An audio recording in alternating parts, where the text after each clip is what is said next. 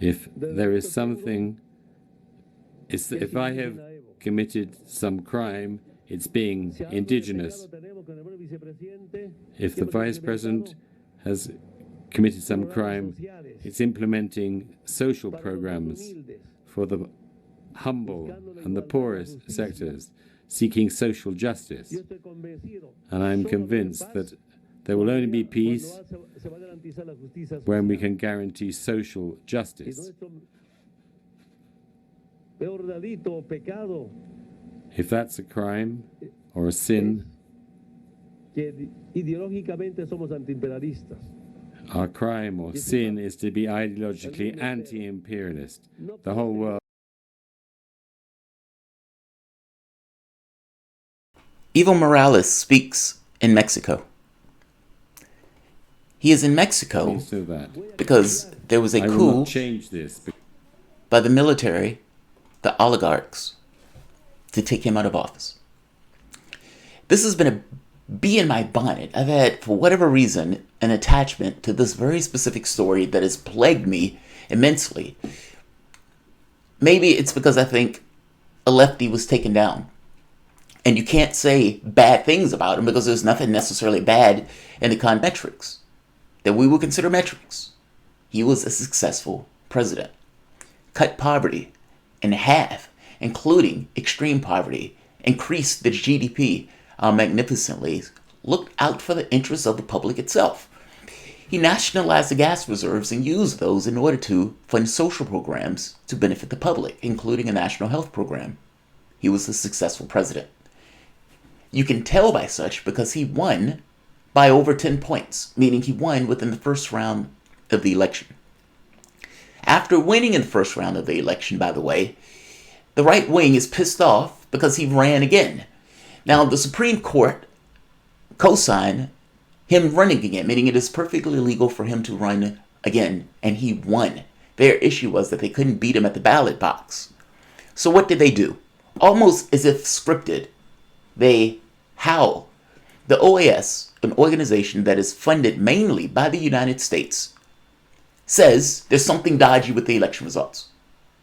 Western media goes with this notion that, he did something wrong in the election. He was messing around with the election results. An analysis of the election results showed that that's not true.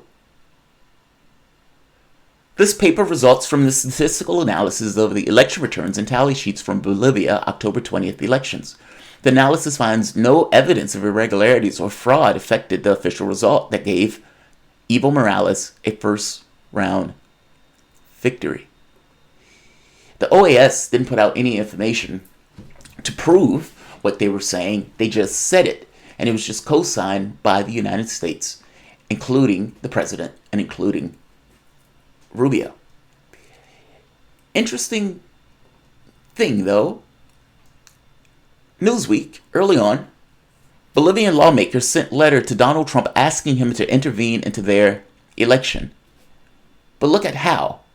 The group of 12 politicians asked President Trump to use Washington's influence with the Organization of American States to somehow prevent Morales from running for another term. In a 2016 referendum, which later overturned by the South American country's constitutional tribunal, Bolivia has voted to prevent Morales from seeking a fourth term. The key point here is it was overturned by the tribunal. Their Supreme Court ruled that it was perfectly legit for him to run again. Of interest is they wanted the OAS to intervene. And what do you know? It was the OAS that did intervene, not giving any data to back up their results, that they were saying something is dodgy. And when an actual analysis was done, no dodginess. Again, the OAS is a tool of U.S. interests. The justification for the OAS even went into that point, that we are a tool for U.S. interests. We are anti-Maduro, meaning anti-Venezuela. But Evo was an anti-imperialist. And for a nation that is imperialist, the OAS would be, just by definition, against their interests. Lawmakers ask for the OAS to intervene, to ask Trump to pressure them. The OAS intervenes. They get what they want. You also have this. This is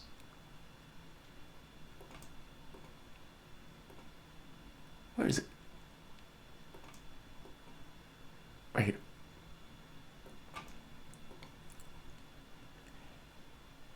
Audio linking civic ex-military and U.S. coup plans. This is, tell us, sir.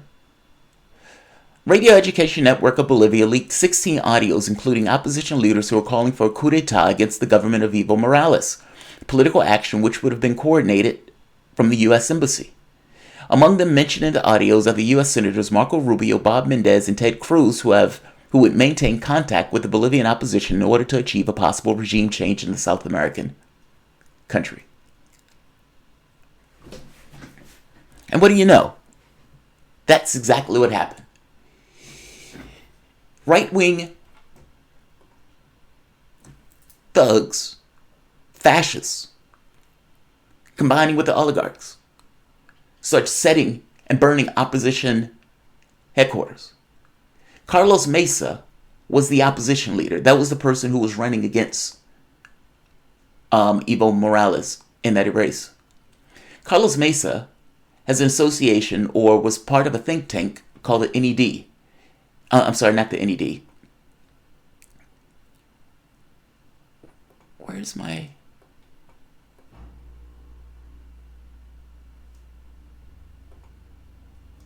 I'm sorry, I have a lot of screens open, and I'm trying to keep track of it all.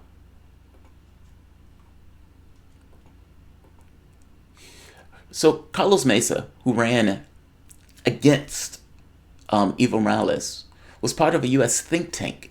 That think tank, for all intents and purposes, being run by a guy who was part of the NED. Now, the NED is what the CIA uses. The CIA said it themselves, they do the job that we used to do. They get into these various countries and they are allowed to put money and so forth. But the point is, Carlos Mesa is a connection with the United States. These guys were asking the U.S. to use the OAS, which is exactly what the OAS did. The right-wing mobs that have been running through the streets, burning stuff. And by the way, these mobs had taken the television studio hostage, had taken hostages from the standpoint of people who were in his own government. They had a warrant, an illegal warrant, out for his arrest. The military tells him, you need to leave. Now the question becomes, was any of these guys bribed or any of that stuff? Camacho, the guy who was leading and who's putting out these videos, essentially Nazis, fascists. The people who were involved in this, the oligarchs, were directly harmed, you can say, financially, by the programs that Evo Morales was putting through. Meaning, the nationalizing the gas reserves. Well, that hurt the oligarchs. They were profiting off those gas reserves. And there was another thing that he was about to do. Lithium. Bolivia is heavy in lithium. A Western company wanted to get their hands on that lithium. The Bolivian government, meaning Morales, decided to go with a Chinese firm that would have allowed Bolivia to get more in regards to revenue from their lithium reserves.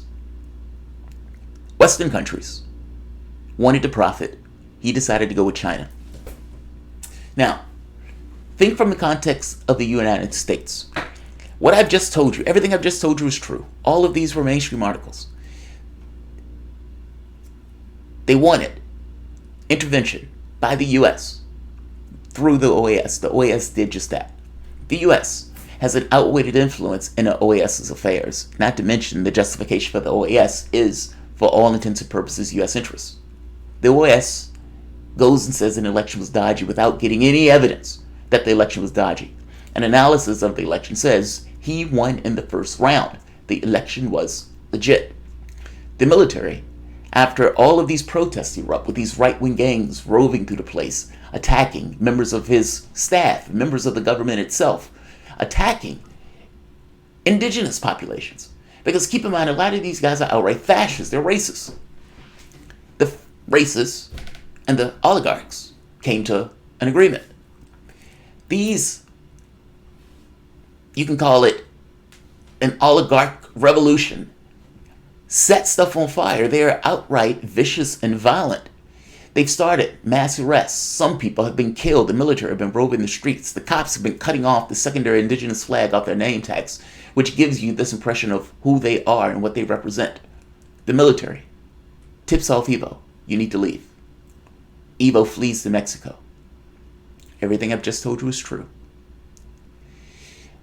The opposition and the right wing, this woman here, this random woman, is now president, unelected. Nobody voted her in office. Evo said we can have new elections if your issue is the election because they were going to lose again. He's massively popular. He's cut poverty again in half. Healthcare. He's made it a situation where a new constitution has allowed the indigenous population to be a part of the government for the first time. He was massively popular. This woman is a nobody, and she's taken power. Beyond that point, Tesla has spiked. Why would Tesla spike? The company that wanted to do the deal with Bolivia that Evo turned down was going to deal with lithium. Lithium is vitally important for batteries. Tesla's, for the most part, entire system depends on batteries. The belief is that the new government, the right-wingers, the oligarchs, who can profit off of the lithium while selling the country out, will sell to this German company, and they will be able to exploit the lithium reserves. Hence, the spike in Tesla's stock. It gives you this impression that a lot of this is about economics, and that impression would be vitally correct. This woman was unelected, and yet she's there.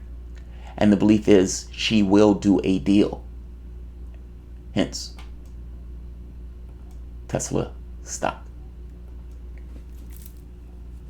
Based on what I've told you, and everything that I've just told you is accurate and correct, and I put the links in the bottom so you can see for yourself. Is it a coup? Are these fascists who are roaming the street, burning down buildings, attacking the previous staff, not just attacking the staff, taking family members hostage, threatening the family members of the president himself and of the staff of the president himself? The vice president had to also step down because they had kidnapped one of his family members. Are these pro-democracy fascists that have just toppled the government, backed by us, what it looks like by us? And the China reference, by the way, should be an also red flag. This is this kind of Cold War mentality. Was the Venezuelan coup backed by us? That answer is of course. We were backing Guaido to the hilt.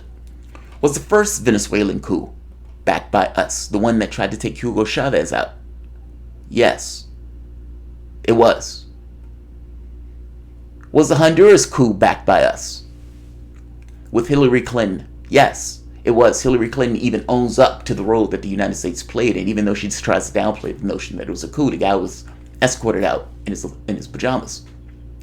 If all of these coups in South America were backed by us, if many of these coups are inspired because they want to exploit the resources of the various countries of South America, be it lithium or be it gas or oil, then why would you immediately assume that this one wasn't also in a clandestine way backed by us, considering that they were begging the OAS to intervene, and the OAS did just that in this specific way that they asked them to intervene?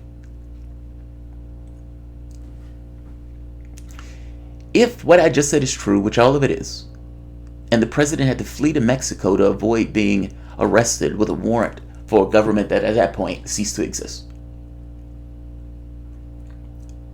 how is Western media not calling it a coup?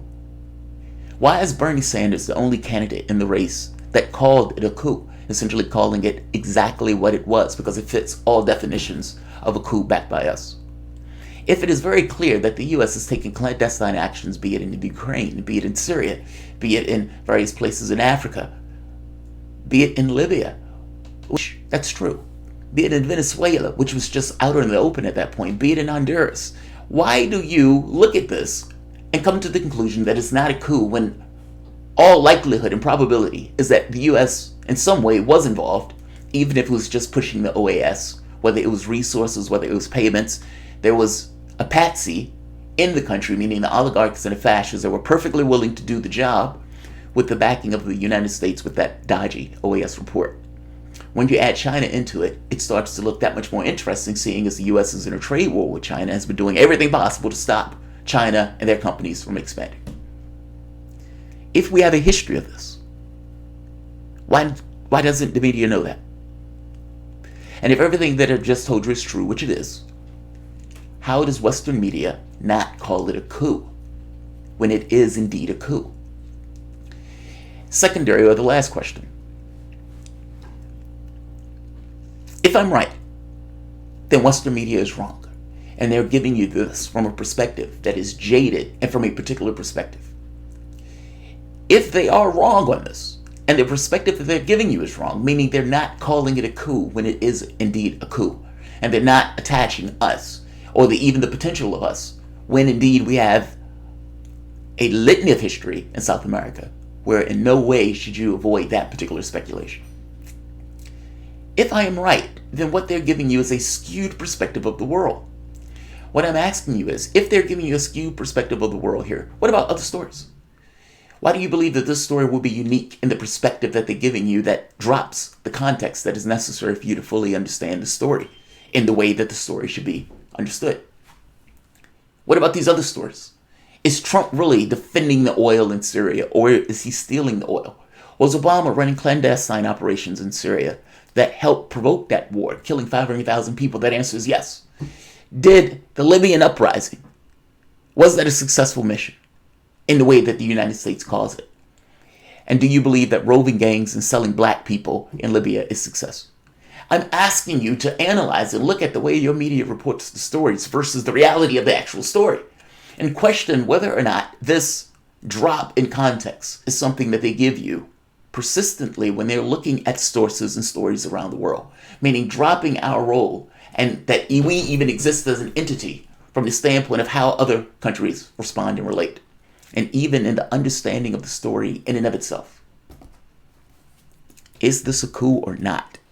Why is Bernie Sanders the only one that can say it? And if I am right and your Western media is wrong, is your Western media lying to you, or are they incompetent, or are they slavish to a particular American perspective? Whatever the answer to that is, I'm just trying to get across that it's there, and it's there on multiple stories around the world. Bolivia is a coup. And I gotta be honest, I can't back anybody that can't say it. Like and share.